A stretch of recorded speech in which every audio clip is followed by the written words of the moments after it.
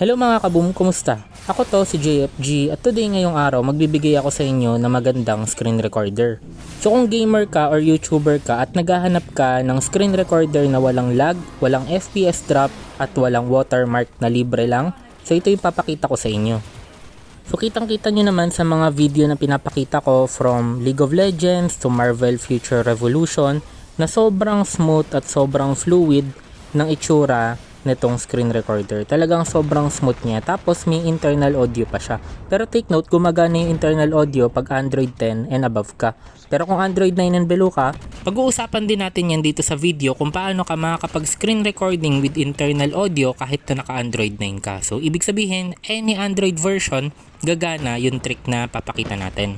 Pero bago ang lahat, kung di ka pa nakasubscribe, maganda mag-subscribe ka na, ring mo na rin yung notification bell para lagi kang updated pag may panibago tayong video. With that said, tara na, intro na, let's start the video.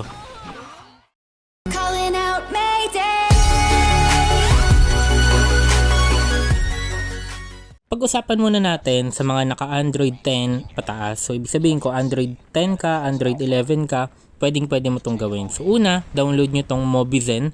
Para sa akin, gumawa na ako ng video dito. Nagtry ako ng 10 na screen recording na application. Pero ito talaga yung nakita ko na pinaka the best screen recorder na talagang walang lag. Ngayon, madami nagreklamo dito sa Mobizen na merong watermark. Ngayon, susolusyonan natin yon kahit na hindi ka modded version. Kahit na yung dinownload nyo lang sa Google Play Store, pwede to.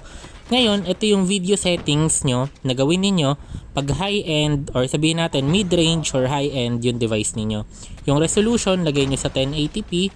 Yung quality, lagay nyo sa pinakamataas. At syempre, yung FPS, lagay ninyo sa 60. Ngayon, sabihin naman natin, what if yung device mo is low-end or sabihin natin yung mga iba na mid-range device na may mapangit na processor. So, ang gawin lang ninyo, yung resolution, babaan ninyo to 720p. Tapos, yung quality, ang gawin ninyo, lagay nyo sa 12 or ilagay nyo sa 8. I-try nyo na lang kung ano yung pinaka the best.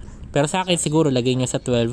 Then, yung FPS, i-experiment nyo between 40 or 30 FPS. Sigurado, hindi na yan maglalag. Pero ulitin ko, titimplahin nyo to, depende sa device ninyo. Ngayon, ang next nating susolusyonan is paano naman yung watermark. Yung watermark, sobrang simple lang ng gagawin ninyo. Hanapin nyo lang dito itong clean recording mode. Okay, click nyo yan. Tapos i-enable ninyo yung clean recording mode. Magugulat na lang kayo, mawawala yung watermark pag in-enable nyo tong clean recording mode. Ngayon, ang maganda rin dito, pag naka Android 10 and above ka, yung internal sound, i-click nyo lang yan. Hindi ito, kasi pag ito yung kinlik ninyo, mare-record even yung mga salita or yung mga tunog sa paligid ninyo. Pero pag ang kinlik nyo to, internal sound, maririnig lang yung game na nilalaro ninyo. Pero hindi nyo to makikita pag naka Android 9 and below ka. Yun yung next natin na pag-uusapan. So para sa example, ang gagamitin ko na device dito is yung Realme 5, which is ngayon naka Android 9. So makikita nyo, wala siyang ibang option sa sound kundi external.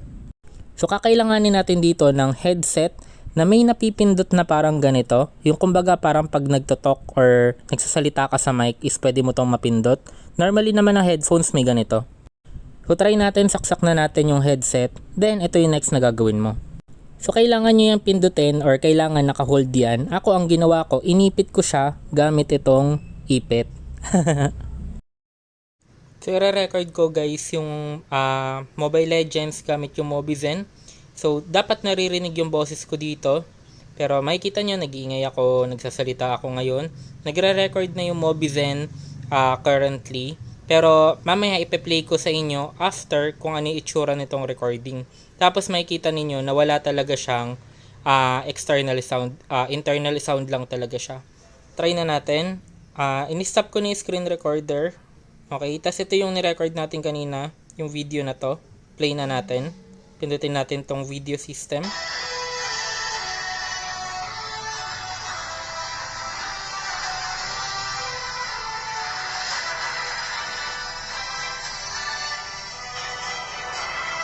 So as you can see mga kaboom, hindi talaga naririnig kung ano yung mga sinasabi ko kanina kasi as in yung external sound hindi siya naririnig, yung internal sound lang yung naririnig. So ganun lang kasimple mga kaboom, 'di ba? Sobrang dali lang. So sana may natutunan kayo at huwag mong kakalimutan na mag-like, mag-comment at mag-subscribe. Share nyo na rin to sa mga friends ninyo na YouTuber or gamer na gustong nagre-record ng may internal sounds ng walang lag para makita din nila yung Mobizen. Pero pwede rin namang hindi mo i-share sa kanila para hindi nila alam yung app na to. So yun lang mga kaboom, ingat kayo palagi at maraming salamat.